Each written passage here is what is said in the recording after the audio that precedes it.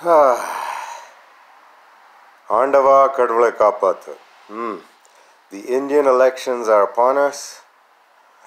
Kaliamman Vazhgai. I must prepare myself for all the binge watching of NDTV that I must do now. The Indian elections are upon us, and I am going to get political, a little political in this one. This always means a lot to me. This is my homeland. The largest elections in the world. Almost 1 billion people going to be voting. An electorate of over 900 million. 9 different phases, if I'm not wrong. 9 phases of the election, or 7 phases, or something like that. It ends in mid-May. That's when voting ends. It is April now. It's mid-April now. I'm in Minneapolis, and it's snowing. But my heart is elsewhere.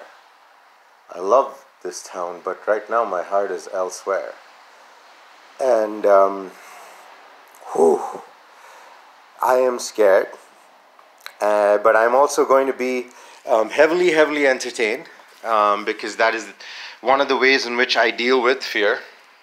One of the ways in which I deal with fear is by entertaining myself. And the Indian elections is, I mean, if you thought the US elections was entertaining, or if you think the elections in your country is entertaining,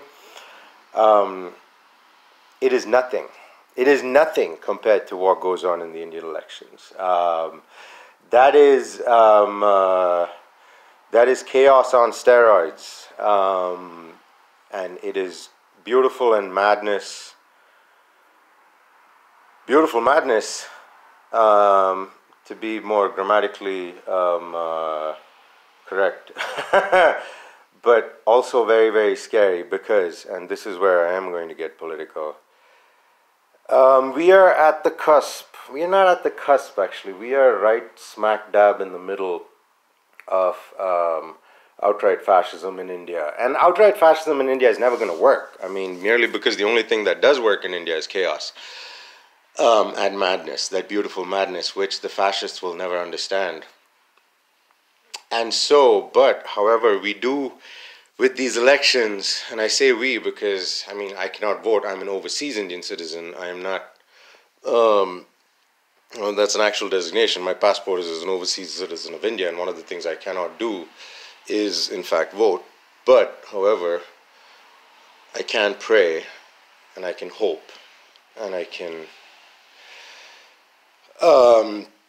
sure as hell, be entertained by the Indian elections, and tell my brothers, my sisters, my fellow Desis, wherever they may find themselves, loved on the spiritual and gender spectrum, vote with your heart, vote with your soul,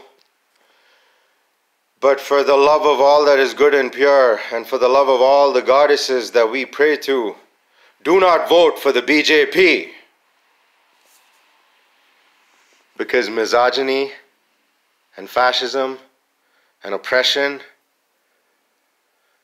and nationalism, that is the refuge of cowards everywhere, must die. It must die. So do not vote, please, for this monstrosity of a fascist party that is known as the BJP. Please, please, save the soul of this earth that is that subcontinent.